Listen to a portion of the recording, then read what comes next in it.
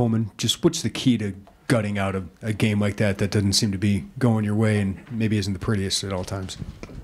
I'd say defense and rebounding. As long as you can get stops, if the ball's not going in, the energy develops on defense when you're getting stops, and then you'll eventually see the ball go in.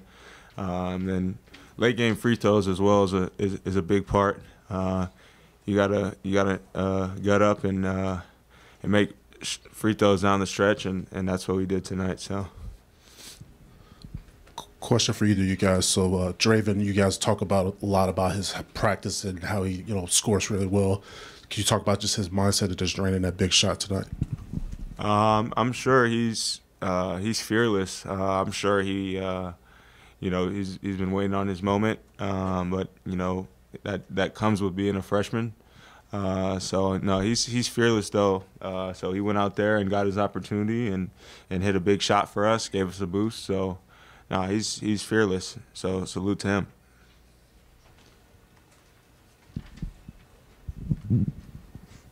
Yes, for both of you. But Coleman, you mentioned just leaning on defense and rebounding. How do you not let maybe a rough night offensively kind of trickle over onto that side of the ball? I think it's just like the effort, like trying to control what you could control, obviously for me, my shots weren't going in, but I tried to just stay focused mentally and lock in on my assignment. I was trying to be down there and help people and fight the post and do as much as I can, and just have attention to detail, really, because we can control what we do on defense. So, Luke, is there something they were doing defensively that made life a little tougher for you guys on offense, or is it just a matter of you guys missing shots? What did you see there? Yeah, I thought we got great shots in the first half. We started out kind of slow. But we were getting good looks. Even myself, I started off 0 for 3 on wide open shots that I usually make. So I think, when we get looks like that, it's just you just got to play good defense. If shots aren't falling, that usually do fall. And IU threw a little bit different of a package at us. They brought the double from the low side sometimes, so we had to adjust to that, cutting different guys, sliding to different areas, and we kind of got used to that throughout the game. But, they're a good team. They got good players, good defensive players, and, they were able to throw us off a little bit, but throughout the game we were able to figure it out. For both of you, where would you say this team is at mentally right now, with all that the team has gone through with Terrence and a couple of Big Ten losses, Maryland, Northwestern? Would you say you're in a good place mentally? Yeah, I think we're great. Everybody in the locker room is here for the right purpose, and we're ready. We're ready for what we have ahead of us. It's been a long stretch in January, 9 games in January. We've been going 2-day prep into a game and 1-day prep into travel into a game, and we've been doing that now for 20 days. So we got a lot of guys in the locker room that are prepared to take on that challenge, and a lot of guys that are out there for each other and for the right reasons. So I'm excited to keep going. I think the team is just it's a long stretch. So obviously the team's gonna get a little tired, but we come out and compete every day at practice. Although we're tired, and we know we got to do it. Give our best every game too, because every win counts. So does every loss. So we try to just go out and compete as hard as we can, and everyone's mentally locked in and focused on that one common goal. As Coleman, when Luke is hitting 3-pointers like he has been over the last month or so, what does that do for you guys offensively, and how big of a momentum turn can some of those threes be? It's big time. It gets the crowd going, it gets him going, it makes the other team, think about what kind of package they're in. If they can, heavy help like they were tonight, change some lineups around. It affects all of us really when Luke's seeing the ball go in, giving him confidence. I trust Luke every time he shoots the ball, it helps us out a lot for sure. Luke, for the wings, defensively, was this just a tough kind of unique prep in the sense that you could leave your guy a little bit more, especially if they threw it in the post than you normally would? Yeah, that's a great question, actually, because I think we needed to come off of our guys a little bit more. One of the big things at halftime was, Coach keeps saying how Coleman's every night kind of overmatched in terms of weight, just straight up weight. I mean, he's giving up 30 to 40 pounds a night against, bigger guys. So we have to be better at helping him. I think you see the numbers that opposing bigs have, and you can kind of tend to blame Coleman, but it's not him at all. It's all the other guys, and that's kind of what we've been talking about in the locker room and what we have to get figured out. And credit to them, they got downhill. They were able to make some tough shots. I thought, they got downhill and hit a couple tough ones, and that's credit to them. But like I said, we need to be better with the scout and help out Coleman more, because he's fighting down there for 30 to 40 minutes a game against guys that are bigger. Yeah, for Luke, you mentioned you missed your first 3 open shots, and you got in a rhythm with some contested shots. As a shooter, how do you work through that? I mean, is it just next shot up is going down, or is there any mindset like, well, I'm too open, so you think about it, or it's just? Yeah, that's exactly what it is. My worth on this team is being able to guard and rebound, but hit shots. That's really my worst. So every single day I put in shots before practice, make sure I get in my routine, do extra shots before shoot around, and that I mentally know now that I can take those shots, and I prepare myself enough for moments like that and shots like that. So if the first 3 don't go in, if the first 10 don't go in, I'm going to be ready to shoot those next shots. This is for both of you guys. Coleman, maybe you could start. Terrence came up with some clutch free throws, rebounds late.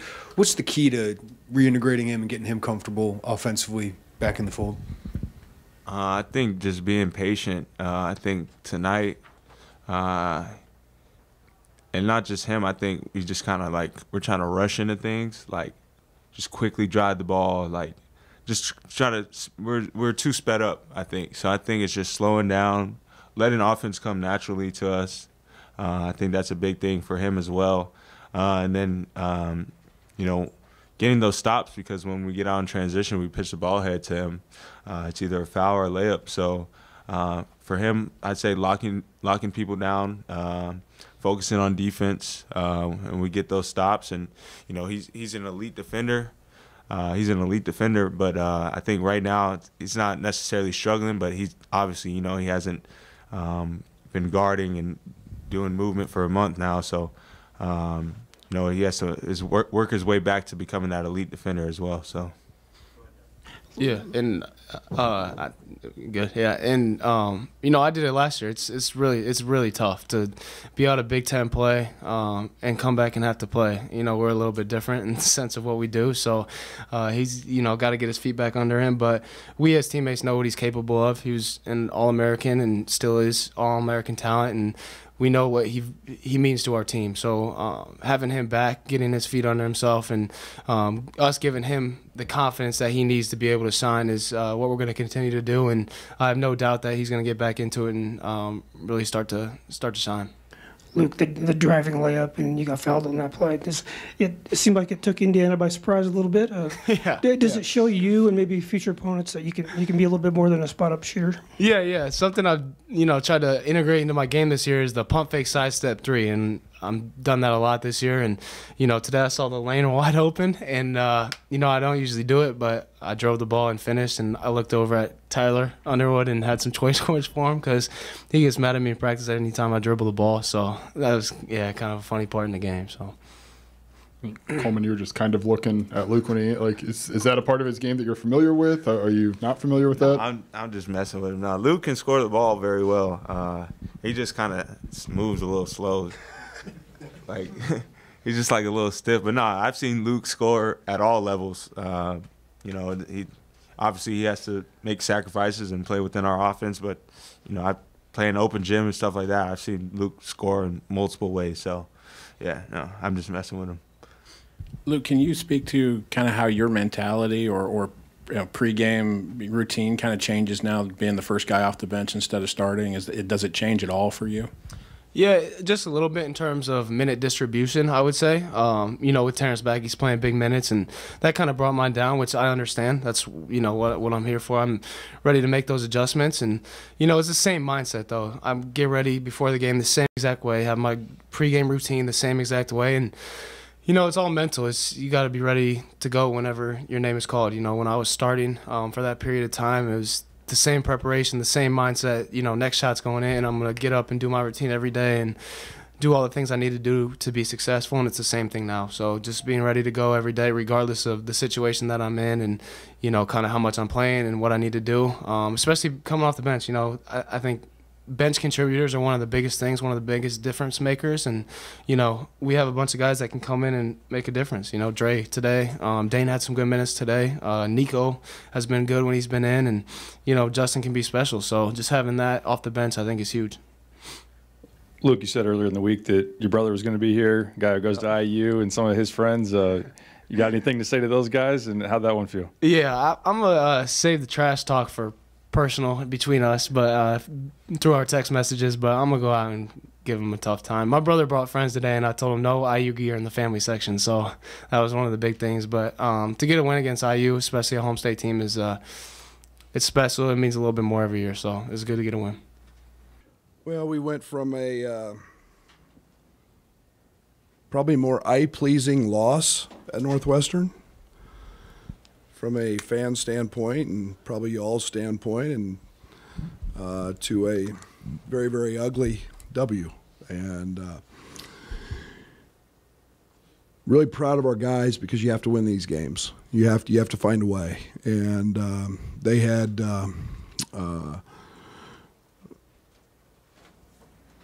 a unique, I think, day. If you want to talk analytics, possible points. Derek, what's it called? Points possible. That's it. If you total up all the field goals, all the threes, all the free throws in the game, we're plus 34. That probably means we didn't have great offense, but when you don't shoot threes and make them, they were 0 for. It's one of our big philosophical deals. It becomes very hard to win. I think they had 2 shots outside of 10 feet maybe that they made. In a game that we didn't shoot the ball particularly well, and we didn't guard very well, to be very honest, at times. So Luke Goode, huge day. Elite. His rip drive baseline was something that will go on the film at the end of the year. But he made threes. He got some good looks. Justin was plus 24. I thought his shot, obviously, at the end was a big one. And then I thought that in a lot of ways we got Terrence going a little bit at the end. 6 rebounds. We haven't had a lot of practice time with him. He's holding the ball too much. I actually set him for a long period of time today. But I felt really good about the way he finished the game. I ran a little play for him at the end of the game, isolation to get fouled. And then Quincy was a little off today. And, Luke was playing great, and it's a nice luxury to have that. And, I thought Marcus is, he was our Luka, so to speak. He's doing just about everything, and was a rock again. And 10 rebounds is a big day for him. And when you tell your guards to rebound, he literally takes it to personal and goes and does that. So, but ugly win, and give Indiana a lot of credit. I thought they played extremely hard on the defensive side and had something to do with us missing shots, but we'll sure take it today. Brett, you seem to get a lot of offensive rebounds, a big part of what you do, but it seemed to be in spurts today. When you made your runs, you were attacking the offensive glass, and other times guys were just standing and watching. How do you get them to do that for 40 minutes? Practice. Put them on the treadmill. It's just one of those deals. We emphasize it. We work on it. We have a drill we do every single day. I think it shows our aggressiveness. I thought our aggressiveness today guarding the basketball was as bad as we've had.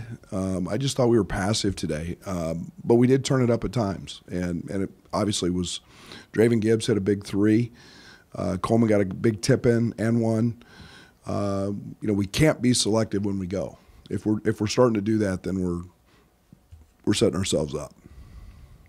Brad, I know you wanted him to rebound more, and Terrence got those at the end, hits his free throws. But what'd you see before that? Like, how do you feel like he's acclimating back? Because Luke slowly. Yeah, Being very honest, slowly. But I thought it's really hard. You guys have no idea who never played. It's so hard you can't be out a month, and it's so hard. And we were. The flow offensively, we've got to find. We've got to have a great dummy day here the next day or two, where he's not holding the ball. Terrence, when he's effective, is driving it. That sets up his three, and we're holding the ball too long. We're just holding the ball. He's holding it too much, and we've got to help him there. We got to help. But I felt like late, he was emotionally in the right place, and that's the most important thing. I thought he was tough. He wanted the ball. He wanted to make free throws, and that was good. Coleman talked about maybe just leaning into defense and rebounding when the offense is not what you want. But what's the challenge in not letting maybe shots not falling trickle into the other it's side? mental. We all have feel good moments, right? You guys all write about the guy who scores, right? It's the lead is big. Domask was double leads. Am I calling the title right? It's all about scoring. No one's going to lead the fact that somebody's had 5 steals. I haven't seen that column yet. So it's a feel-good thing for them when they make a basket and the crowd cheers and everybody goes up. It's not like that on the defensive side. Defense is guts and grit and fight and all the nasty stuff that nobody wants to talk about. And we've had that most of the year, and we had it at times today. But that's got to become that's our standard. That's who we are, and we got to start doing that. But we're in the middle of 16 days in a row. Coach, correct me if I'm wrong. It seemed like the plan on Renault was to dig with the wings and the guards on him. Did they execute that the way you wanted? And was there consideration to doubling him? No, we won because we didn't give him threes. Mbako's leading the league in threes, 3-point percentage. And what we wanted to do was give him different looks. And Coleman's really, really good. He got up 12 attempts. That's it, 12. And we're really good with that. Where I didn't think we did a very good job today was when he did miss, we gave up some second chance opportunities. So the game is imperfect. You're going to give up something. These guys are really, really good players, and so you play the percentages, you play the odds, and that's what our stuff's based on. Yes. Brad, Ty was really effective in the first half. Only got 5 minutes in the second half. Is that kind of like you said? Justin Harmon was plus 24. You're trying to work TJ back into it, or is some combination? We set him a long time. We set TJ a long time as well. And again, it's a feel thing. Justin was being effective. He was creating some havoc on the defensive side. Luke was playing really, really good. We had a combination of guys out there that caused them some problems on the defensive side because of spacing. And again, I guess that's a nice thing of having some depth. I love what Ty's doing, and probably had an opportunity to go back to him a little bit early and give Marcus a blow, but again, there was some ebb and flow and timeouts that I felt pretty good about Marcus.